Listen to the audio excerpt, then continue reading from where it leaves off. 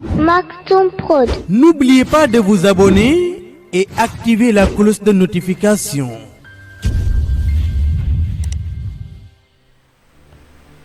ñiy sonn ñépp di waxal alquran wala ñuy waxal sunna yonent bi war na bala ñu koy def ñu xàmmee ñaar ñu ni ko lan mu ni texte alquran yi nga xam ni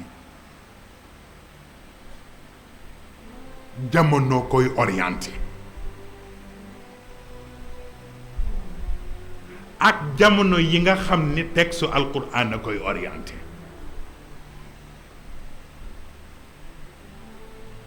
parce que boo ci juumee rekk li nga bëgg a liggéey du sotti fokk nga xam texte bi nga xam ni bu jamono ñëwul texte bi du man servir ak jamono bi nga xam ni bu texte bi ñëwul jamono bu du man nuru lu kenn xam fokk nga xàmmee ñaar yooyu moo tax li ñoo wax ni ma yumkinu qiraatuhu xatiyan wa ma yumkinu qiraatuhu waqiiyan waaw xam li nga xam ni ci texte bi ngay dellu pour régler ko ak li nga xam ni doo soxla dellu ci texte bi ci sa sagesse su bopp ngay dellu pour régler ko looloo tax ñu wax ni yuslah bil insaan maa laa yuslah bil quran waaw loolu moo ko bu ko defee mu des nag benn point mooy baatu inna nahnu nazzalna dhikr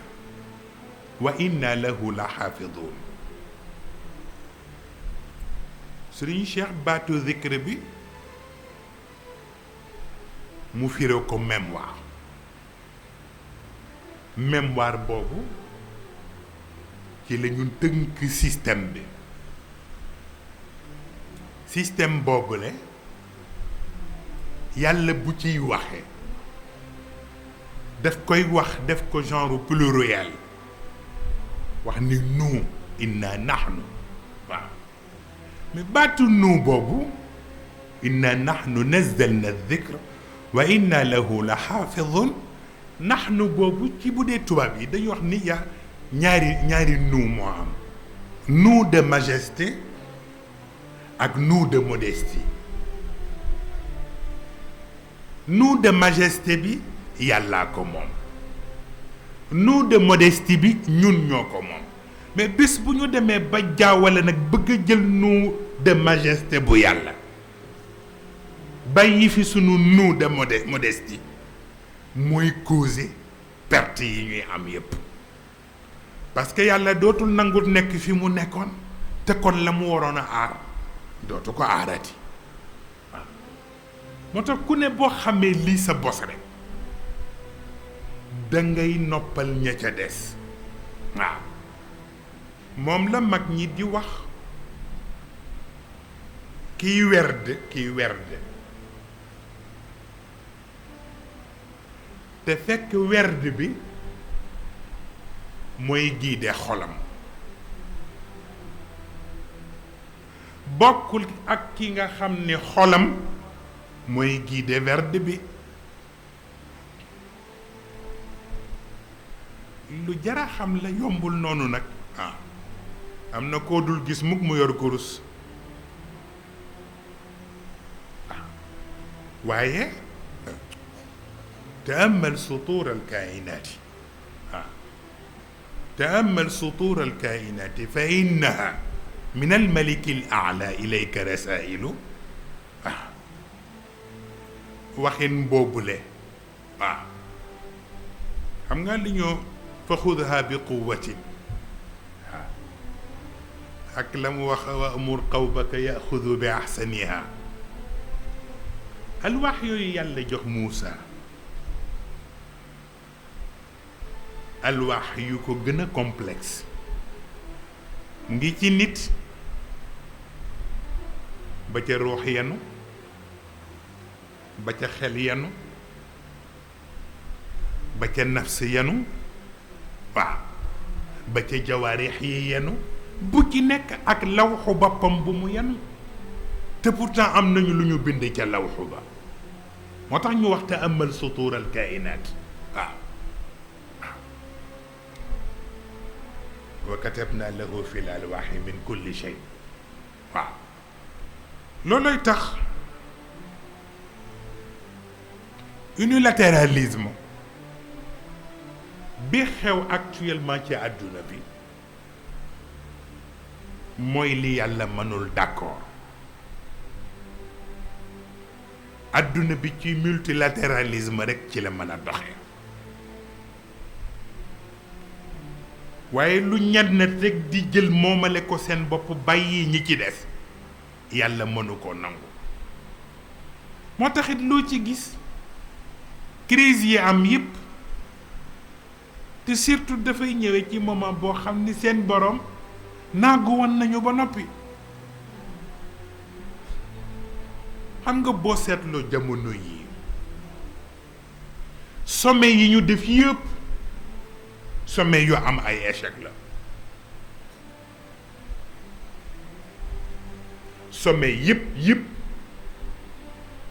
yu grande puissance yeeg yu Europe ak yépp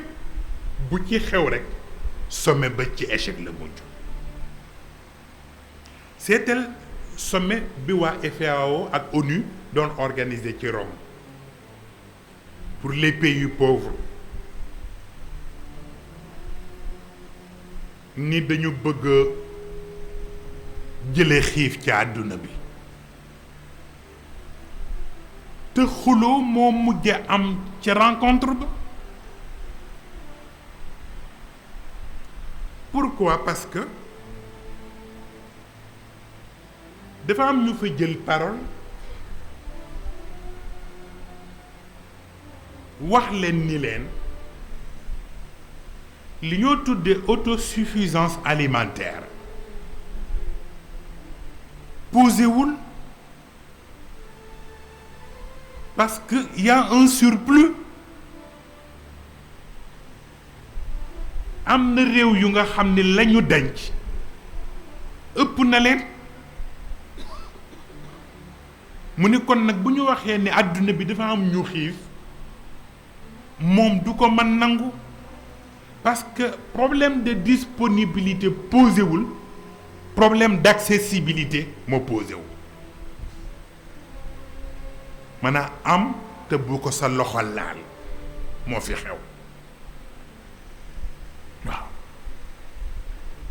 moo tax sommet ba ci échec la mujj sommet bi ñu mujj def ci Genève bu OMC Organisation mondiale pour le commerce xoolal la fa xew ak xuloo ya fa am ba sommet ba ci échec la mujj ku ne ni duma nangu lii kii ni ñii dañu note institution yi ba ouverture yi ñuy am ñoom ci seen niveau ñun mënuñoo am yu mel noonu comme par rapport ci wàllu agriculture pays africains yi di wax ni pays Amérique du Sud yi wala Amérique du Nord dañ leen tànc parce que ñoom dañuy subventionner seeni agriculteurs te africains yi duñu subventionner seeni agriculteurs mais itam am ku fa def benn remarque bu pertinente ne d'accord loolu dëgg la mais les Africains aussi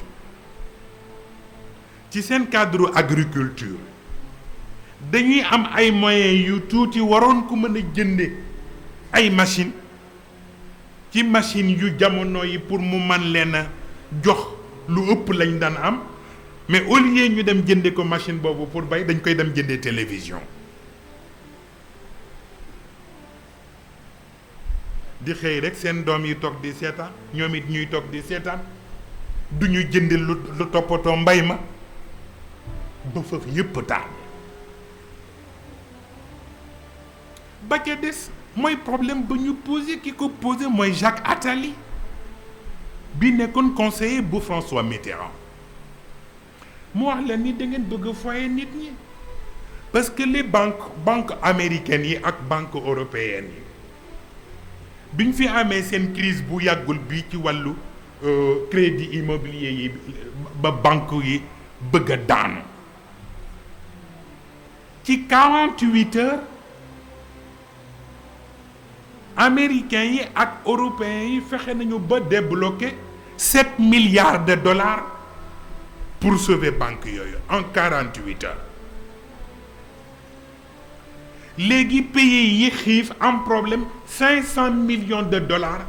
la ñu soxla woon rek pour régler seen borom ba léegi nangooguñu ni 500 millions yi mën na daje nga xam ni yëf yi nag kon am na lu muy nuru ni ki toppatoo 7 milliards en 48 heures ñële soxla 500 millions de dollars pour ñu mën leen dimbale lu ñu dunde ak lu ñu defe seen wér ñu ni mënul nekk c'est parce que daf leen intéressé wul bu leen intéressé woon moo réglé wul waaw nga xool li xew ci cadre OTAN ak ya fa xew ak xëccoo ba fa am seen sommet bu mujj bi parce que am nañu bokkoon ci pays de l'Est war a adhérer ci biir OTAN bi parce que comme ñoom am nañu ay wujj yu nekk ci biir te wujj yi am na lu ñu wóoluwul tax na ñoom it ñu bloqué def veto pour ñoom duñ leen mën a accepter ci biir OTAN waaw jëm kañ lu ci ne ak problème am li ñoo tudde TPI tribunal pénal international mu ngi ci biir exposé bi dafa am ku laaj ni hunaka al yawm ما يسمى بالجريمة العالمية كجرائم الحرب والجرائم ضد الإنسانية وجرائم التطهير العرقي وجرائم المجازر الدموية ولكن هل يوجد اليوم في العالم شيء يسمى الحق العالمي؟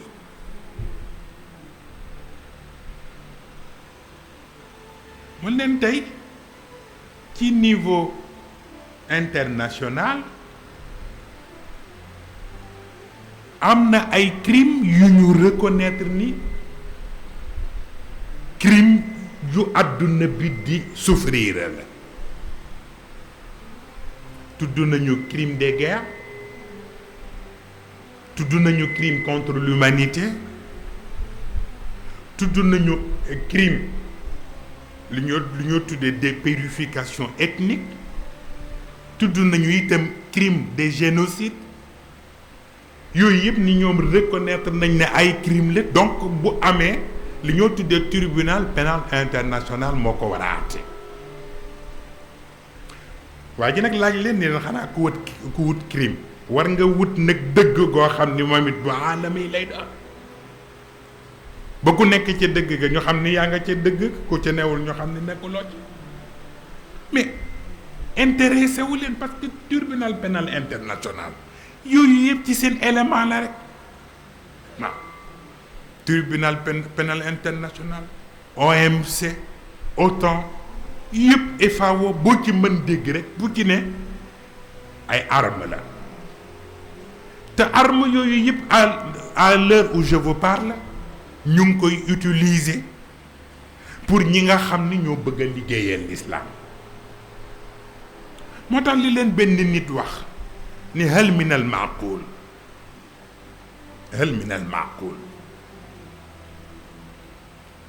an yakuna zu'amaa'u ad-duwal al-kubra yaj'aluuna min bayni aydi al-aamiliina al-muslihiina al-islaamiyiina yaj'aluuna bayna aydihim saddan wa min xalfihim saddan wa dhalika hujjatan ala mukafahati al-irhab mais wax na dëgg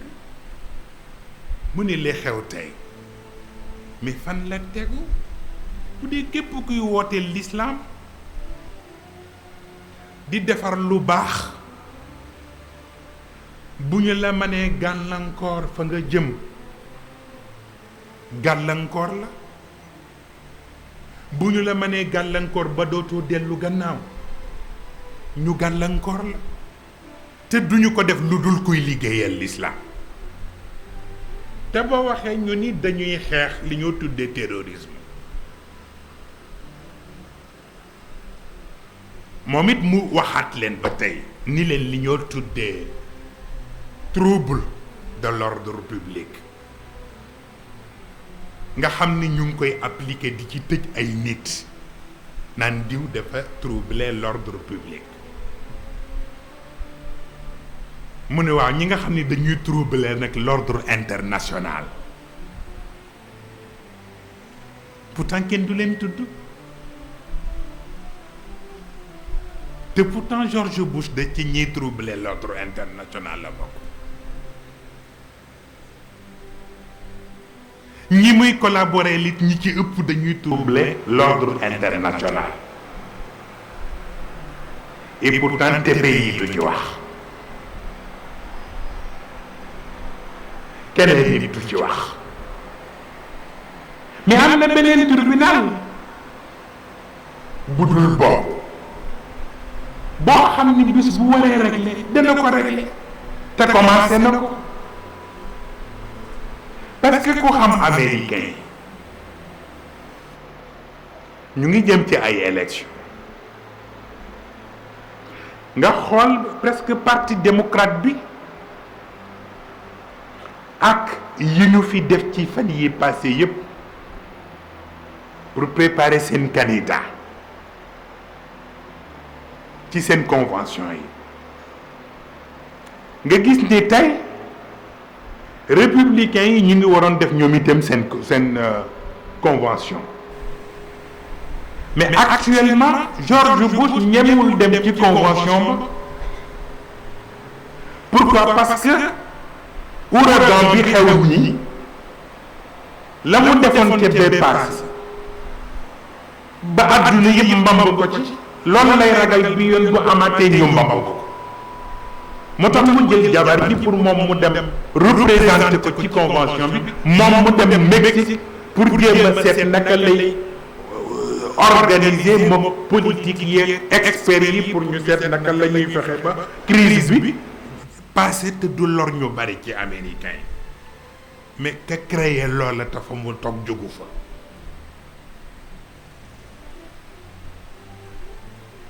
c'est ça le problème waaw moo tax sunu boroom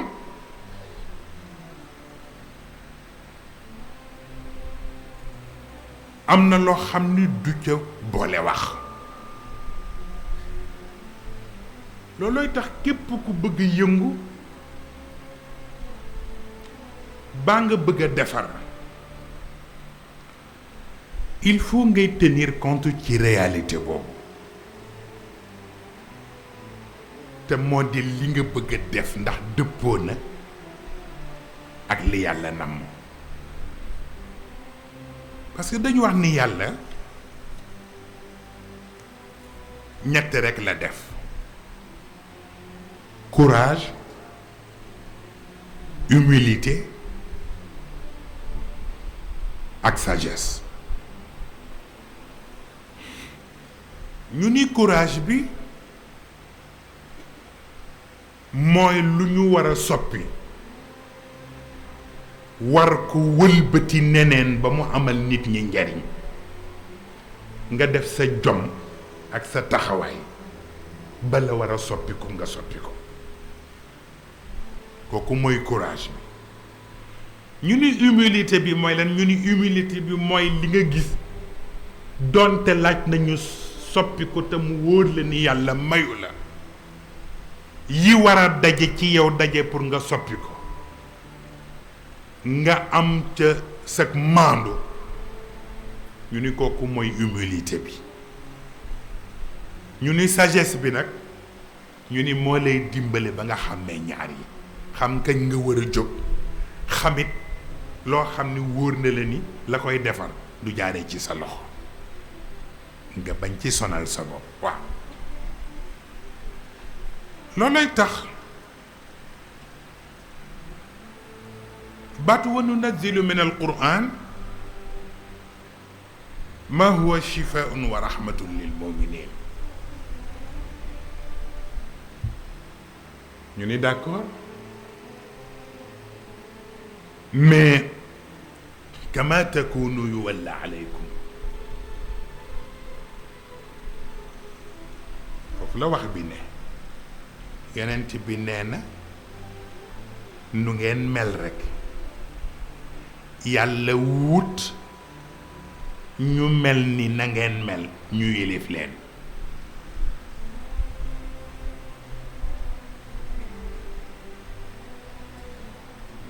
loolay tax kon bala ngay tawat àdduna bu nekk en détresse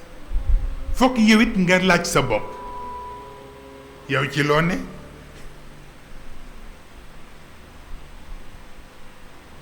wahum fasadu wa ma fasada zamanu moo tax bala ngay wallu àdduna da ngay wallu sa bopp ba noppi boo defaree sa bopp ba yëpp jag ba noppi nag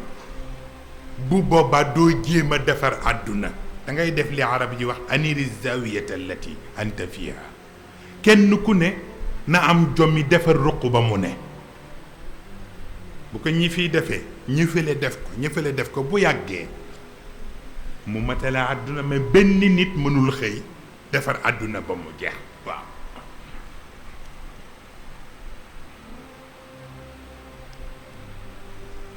bu ko defee kon ñu ngay tudd léegi ne àdduna bi village planétaire la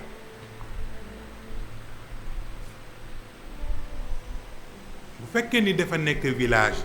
planétaire peut-être progrès scientifique bi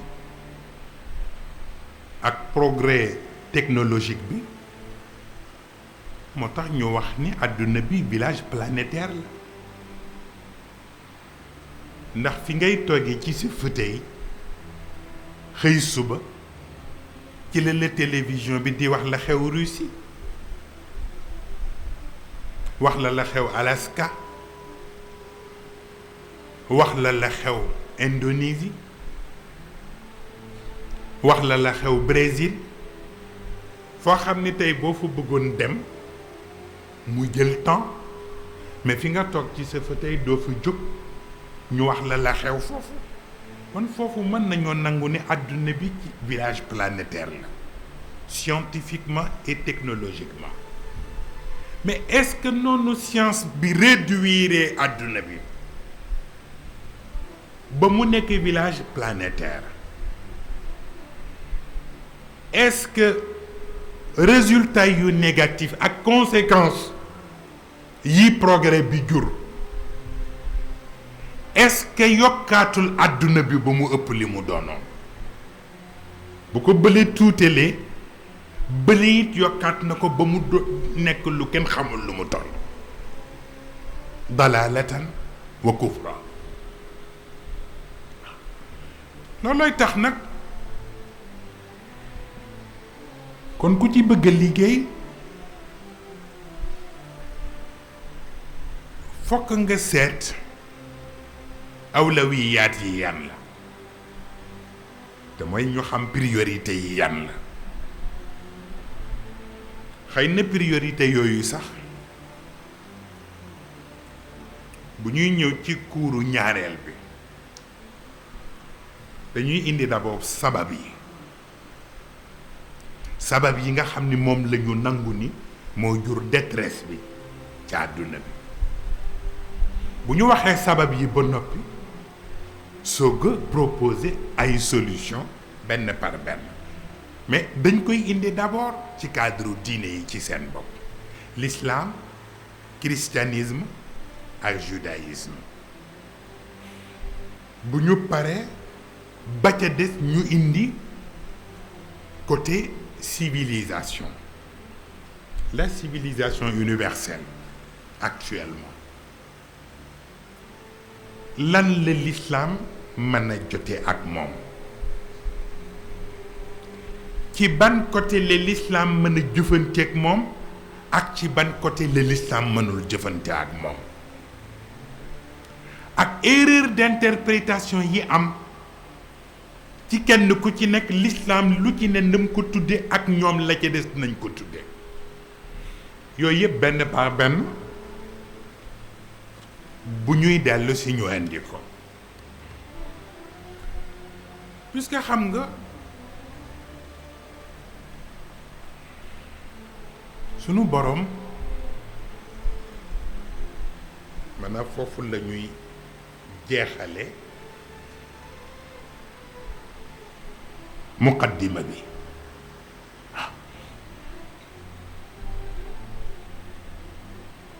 baatu aljanna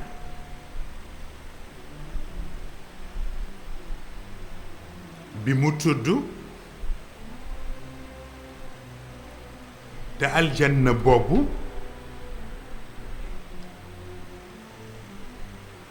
fa la wàcce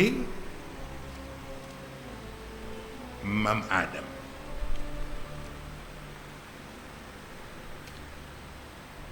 mu nekk fa ak Hawa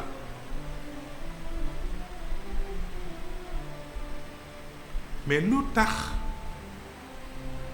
yàlla wàcce leen ci aljanna boobu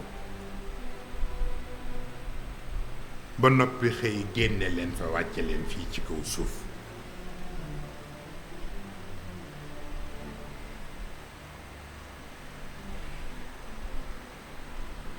mooy dellu ci erreur d'interprétation bi ma leen wax yaa aadamu wa id qulna yaa aadamu uskun anta wa zawjuka aljanna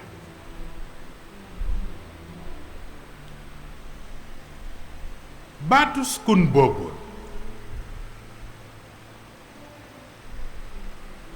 fi la juume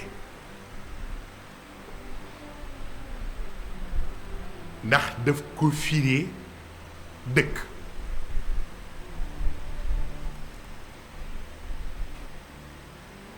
lu jara xam la yàlla fi ñaanul woon aadama mook Hawa pour ñu dëkk aljanna uskun anta wa zawjuka aljanna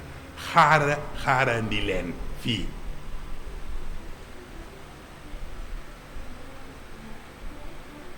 xam nga ki ñu wax ni ko xaarandil fii moom mu fas ni dafa war a dëkk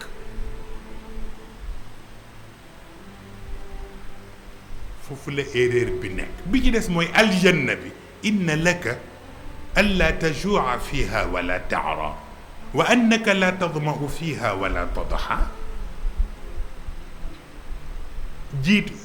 jubluwu ci aadam ci aljanna li mu ci jublu mooy portrait la bëggoon joxe pour développement bi àdduna bi war a yegg moom la ko doon jox foofu ci aljanna te muy nit dem organiser àdduna ba famine du fi am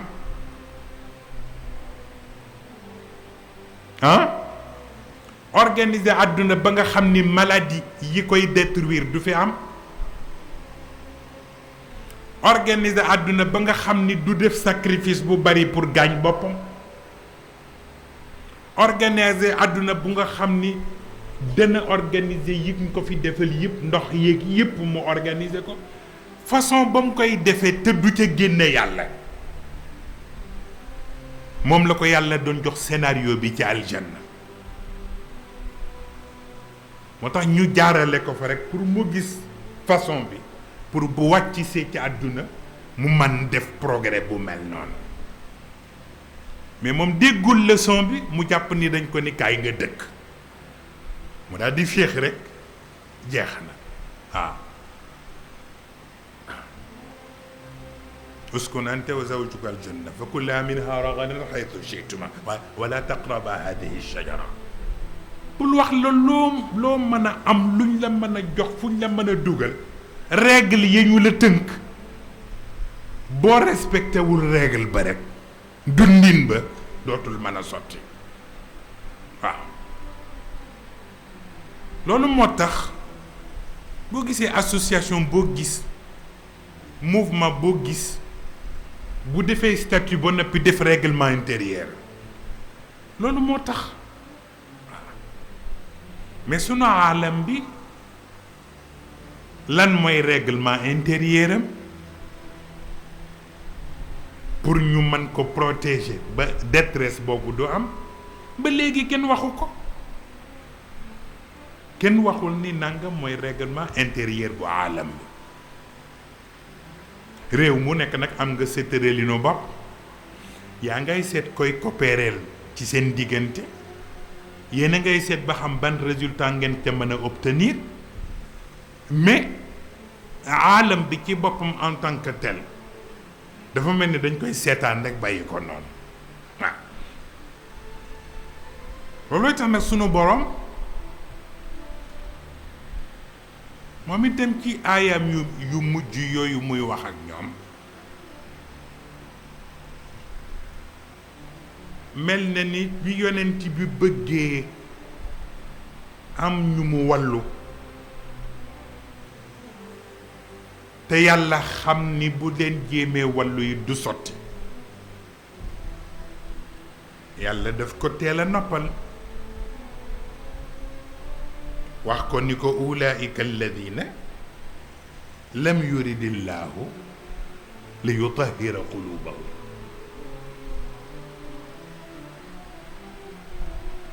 dangay noppal sabab ni ko ñee amun ko bu ci sonn parce que mënuloo def lu tax nga mën a purifier seen xol parce que man yàlla mi leen bind maa xam ni seen xol na mu mel du deñ nit koo xam ni xolam mel du deñ nga ni danga koy bëgg a soppi dangay sonal sa bopp te fi qulubihim maradun waaw bi ci des mu ne afaraayt in mattaanaahum sinin summa jaahum ma kaanu yuadun ma agna anhum ma kaanu yumattaun waaw bu ci ne façon bu ne waaw inna kashifu l adabi qalilan innakum aidun waaw yàlla di ko wax yonent bi fekk xam nga ñoom dañuy chantage nit booba makkaa ngi toog amuñu taw waaw ay at yu bari amuñu taw ba jur gi di dee gàncax gi amatul ñoom itam seen yi ñu daan toppatoo seeni mbir yépp bloqué ñëw ci yonent bi nag daan ni ko ba ñu tolloo fu mel nii boobu sa diine ñëwagul sa maam Abdul Muttalib moo ñu wàllu woon yéeg ci kaw xeer wa ñaan yàlla nangu la mu ñaanoon te xam nañ ni tey nag yow it boo taxawee ca kaw xeer wa mu ñaanoon nga ñaan yàlla bu déggee sa baat mën nañu wàllu waaw yonent bi nag demee ndeysaan di ñaan moom it rek ndax jom ji san yàlla ni ko danaa ko nangu ndax sagal la yow waaye du pour ñoom ndax ñoom bu tawee ba noppi ba ñu am li ñu bëgg ñu delluwaat fa ñu nekkoon loolu moom metti waaw xam nga di topp nit wut loo koy naxe pour am li nga bëgg te boo ko amee ba noppi dellu fa nga nekkoon boobu moo amul sens te aalam bi it problème boobu moo fi posé wu moo tax ñu war ko di seetaat waaw parce que mooy question bi ñu posé lu tax ñuy éclipser soleil bi di éclipser lune bi te kenn du éclipser terre bi lu jaral laaj la kusuufu shams ak xusuufu alqamar am na wa limaada la yujad hunaka xusuufun lil ard parce que suuf si li koy lor du jóge ci moom ci nit lay jóge moo tax zahara al fasaadu fil barri wal bahri bima kasabat aydi nnaas waaw moo tax nag sunu borom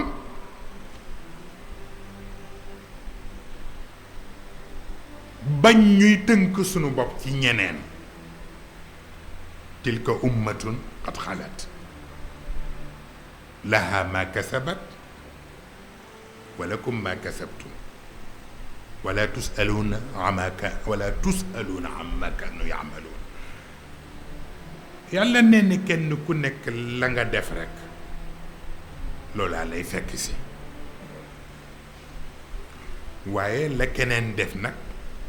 mën na la bañ a fekk si waaye nag wala fu wax ni nag musiba du yem ci bopp boroom waaw wattaqu fitnatan la tusibanna alladina zalamu minkum xassa moo tax àdduna bi képp ku ko bëgg a dimbale pour mu génn ci détresse bi li nga war a def mooy nga fexe ba tooñ wàññi ko ci kaw suuf parce que fekk tooñ wàññikuwul ci kaw suuf li ñu bëgg a régler duñ ko régler te li sunu borom waxta yonent bi nettali ko wax ni ñaanu ku ñu tooñ du jàdd moo xam ka ñu tooñ dafa gëm moo xam ka ñu tooñ gëmul mais ñaanu ku ñu tooñ du jàdd te àdduna bi tooñ yi bare na tooñ nañu gor yi tooñ nañu boroom pas-pas yi tooñ nañu boroom sellal yi tooñ nañu boroom yitte yi tooñ nañu boroom taxawaay yi fépp fu yàlla amoon kenn rekk muy jéem a defar cause yàlla tooñ nañu la walla ñu teg la lu tax mënatuloo presque avancé waaw moo tax premier pas bi ñu war a def yaa abd inni xaramtu zulma ala nafsi wa jaaltuhu muharraman kon nag fala tadlimu waaw sunu borom moo ko wax ci xadis qudusi wax ne bu doon am na ku tooñ di jig tooñ di jig man lay doon ndax bu ma neexoon tey tooñ te du ma wàññi dara mu ne waaye man mi mu jig sax dama ko xaraamal ci sama bopp kon nag ma sax yéen ñi mu jigul waaw ba tax na kon nag je pense bien que thème bi yëpp pour ñu mën dimbale am benn départ pour dimbale àdduna bi ci tooñ boobu ci la ñu koy tàmbalee pour wattuloo ko nit ñi ndax dafa am benn baat bu garaaw te nit ñi duñu ko seetlu imam Shafii dafa laaj ki murtad ci diine ak ki murtad ci siyaasa ku ci gën garaaw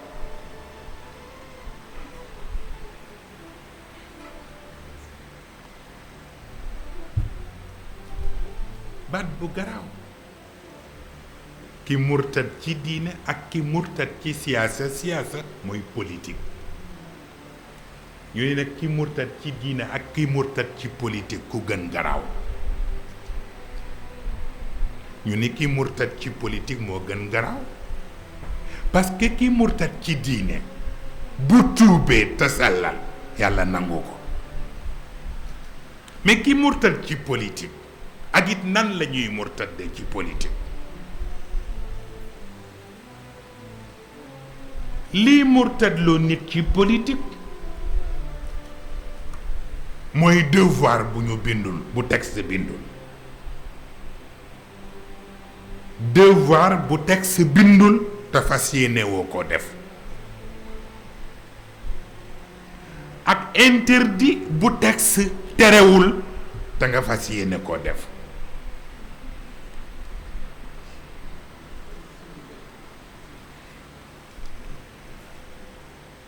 loolu mooy murtadloo nit ci politique.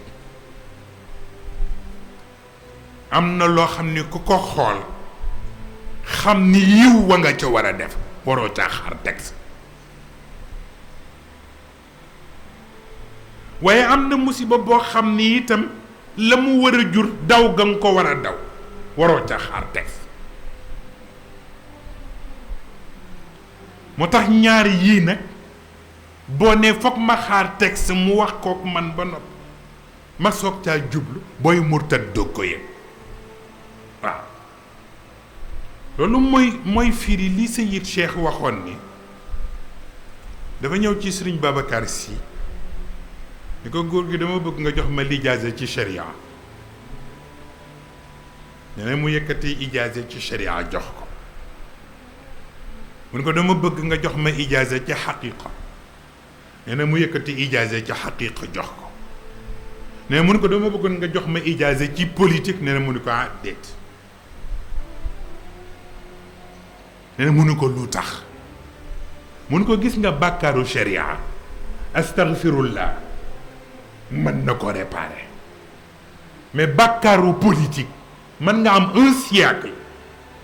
bëgg ko réparer te du réparer wu. mu ne ko moo tax dañ cay toll waaw. bu ko defee di xàmmee détails yu ndaw yooyu dafay dimbali nit waaw. looloo tax may wax ni alquran baat bi ñoo tuddee clientélisme dem ba alquran ñu di ko dugal ci cadre clientélisme lu ma tawattu la. maa ngi ciy waxtaan ak góor gi dem ba def alquran affaire clientélisme. dafa am benn kilifa àdduna la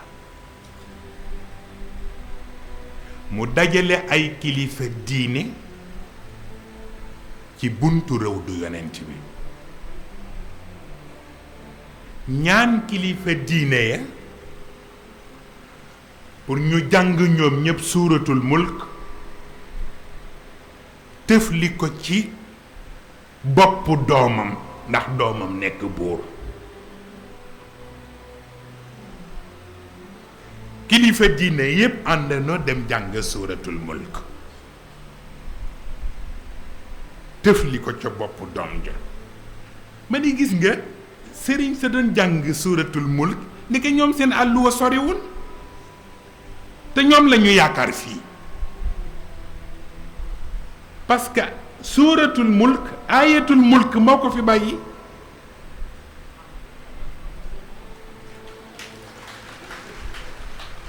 qul illahumma malika almulk tu'ti almulka man tasha wa tanzi'u almulka mimman tasha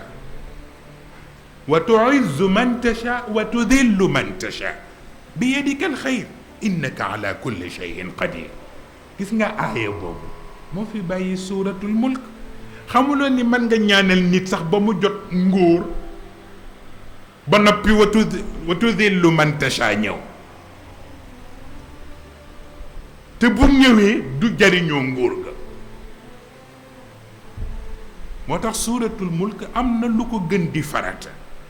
waaye bi gënaat nekk farata moo ñu bañ jël alquran def ko clientélisme parce que du affaire exclusivité waaw. lu ne nañu seet fa ñu koy jaar ñu jariñoo ko. moo tax alquran nag ci beneen niveau ci lañ ci war a jëmee ndax bala ñu ciy demander pour mu wàllu monde bi war nañu xam alquran boobu ci yenn anam ci lañ ciy mën a jaar pour jariñoo ko. fi ñu koy jariñoo ci cadre wasatiya ak fi ñu koy jariñoo ci cadre awsatiya waaw. yooyu yëpp bu ñuy ñëw ci cours bii di ñëw dinañ ko indi man ci waxtaan bu am solo. bu ko defee kon nag ah heure bi dem na kat nga xam naa ni moom am na ñu nga xam ni maa ngi koy wax démb xam naa sama mbokki njóobeen yeeg sama mbokki njaayeen yeeg man li ma jaaxal ba jaaxal ma mooy Sénégal koor du fi ñëw mukk ba ñu gis weer wi ci seenu bu jëkk affaire boobu daal jaaxal na ma waaw waaw gis fii weer wi seenu bu jëkk nit ñi lànk nañ ko te bu ko di jotee nu ñu mën a def ba mu feeñ kay seenu bu jëkk danañ ko def waaw li ma jaaxal nag mooy li ñu ragal lan la li ñu ragal bay daw koor gi lan la ne lu nga xam ni bu la ko yàlla santul woon sax nga war ko defal sa bopp wax naa leen fii ci waxtaan yu jëkk ya ni leen ci jamono sax ñi gëmul dara bu ñu amee seen yenn ticcoses yi di ko défendre ci grève de la faim léeg-léeg la ñuy amee la ñu bëgg kon nag ñooñu bu ñu gëmee ni grève de la faim mën na leen may li ñu bëgg xanaa ñun bu ñu ko yàlla sante ñu war caa mën a gëmee ni war nañ caa mën a amee leneen wa fi siyaami li nafsi l-mar'i aghnaa ah tax na kon nag ragal yenn yi jaru ko waaw parce que weer rekk la weer rekk la moo tax gis nga sunu mag ñi jàmbaar lañu gis nga lii ngeen di wax ni ay monde en détresse parce que def di sët ci yeneen i monde moo tax lu ma tax xàmmee la mais lan moo tax mag ñi ñuy wax naan gàmmu ba noppi ni rakki gàmmu ni rakkaati gàmmu pourtant boobu war nañ koo seet lu tax gàmmu am rakka am rakkaat lu tax itam koor bi am maamu koor ndeyu koor barax lu burux lu fi koor soog a ñëw war ngeen ko seet noonu ñu amee ay maam am ndey fii kee am rakkaat noonu la usuur yépp ak awalim yi di amee aussi ay maam amee ko ay da ngay mag ñi dañ naan la jamono bii de mooy sëtu jamono sàngam waaw yooyu war nañ ko jàng nag mooy tax ñu xam benn bu ci nekk buñ ko waree régler ci fan lañ koy jaar parce que ba mu nuróol ñooy bokk mbir waaw ba tax na kon xëy na ci cours bii di ñëw ñu jéem dugg rek tuuti ci biir enseignement yooyu jéem a seet ak lan lañ ci mën trouver ñu di leen balu àq di leen déwénati di leen rek ñaanal yàlla comme ni ñuy ñaanale sunu wopp ci sunu barke kilifa yal na yàlla dolli sutura yi yal na yàlla dolli barke yi yal na yàlla def tawfiq yal na yàlla aar yal na yàlla faj aajo yi koor gi kenn ku ci nekk yal na la yàlla defal kàttan ak wér ngoo ko defe na mu gënale yàlla da nga am ca yool boo foogul woon ci barke yonent bi waaw kon nag kenn ku nekk jàng fatiha jàng juróom-ñetti li ila fi qurayshin jàng ayatul kursi jàng falaqi ak naasi jàng salaatu ala nabi ñu def ko hadiya yonent bi sallallahu alayhi wa sallam ñu ñaanalante ci ku fi teew ak ku fi teewul kon nag ñu jàng ñaan gi bismillah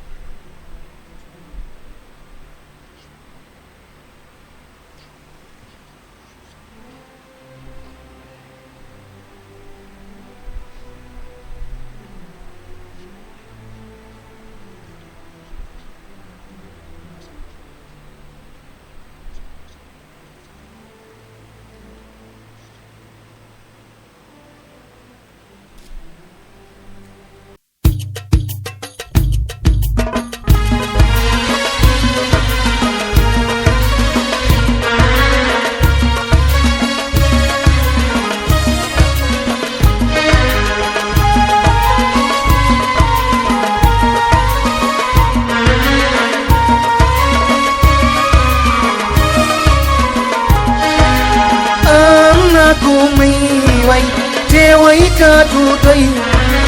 cant ak ngërëm jaajëfal si jëfam am na ku may way teeway kàddu doy cant ak ngërëm jaajëfal si jëfam xam ngeen ki may way tuuma leen ca yey xaaju leen ko muy way ndax kii moo ma doy kii moo ma jàngal moom la kii moo ma tette moom la kii moo ma gindi moom la kii moo ma sargal moom la kii moo def ci man yar gi kii moo def ci man maandoo kii moo def ci man xam-xam kii moo tere man ma sanko Yarama Cheikh Mustafa Sy Malick am nga ndam ci diine am ngay manoore Yarama Cheikh Mustafa Sy Malick am nga ndam ci diine am ngay manoore kii moo ma jàngal moom la kii moo ma gindi moom la kii moo ma tette moom la kii moo ma sargal moom la kii moo def ci man yar gi kii moo def ci man maandoo kii moo def ci man xam-xam kii moo tere man ma sanko Yarama Cheikh Mustafa Sy Malick am nga ndam ci diine am ngay manoore Yarama Cheikh Mustafa Sy Malick am nga ndam ci diine am ngay manoore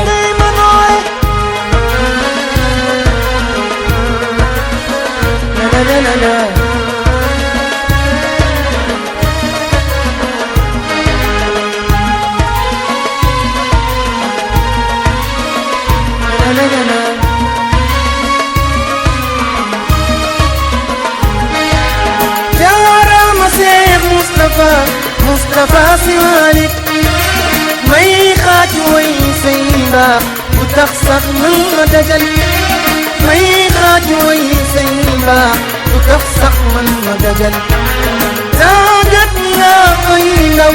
gindi mag ñi raw yow yaay ñun kii nu naw si am ngay may ñu law yow yaay ñun kii nu naw si am ngay may ñu law mooy leen ko Yarama Cheikh Mustafa Sy Malick am nga ndam ci diine am ngay manoore Yarama Cheikh Mustafa Sy Malick am nga ndam ci diine am ngay manoore kii moo ma jàngal moom la kii moo ma gindi moom la kii moo ma tette moom la kii moo ma sargal moom la kii moo def ci man yar gi kii moo def ci man maandoo kii moo def ci man xam-xam kii moo tere man ma sanko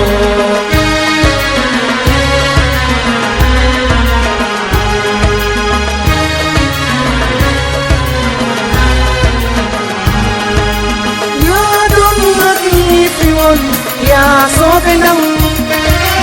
réew mi tey bii ci réew lépp ñi bokki géew